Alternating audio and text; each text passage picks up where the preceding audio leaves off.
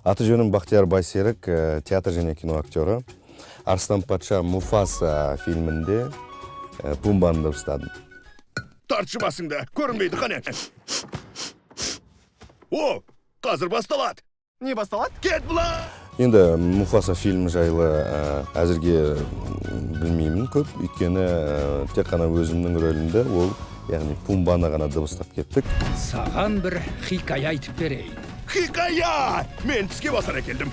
Пумбаны дыбыстау мен үшін үлкен мәртебе деп білем. Жоқ, әрине, біз енді актер, театр және кино актері ғана емес, сонымен қатар дубляжда да жұмыс жасаймыз.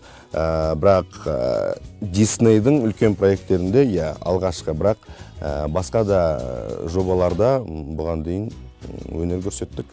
Дисней ұсынады. Баратын жерлеріміз көретініміз жетеді.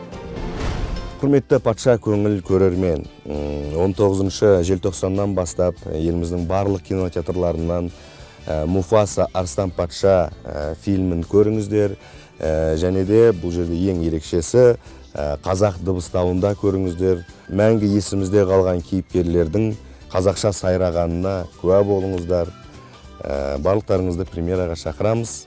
Муфаса Арыстан патша барлықтарыңызды күтеді.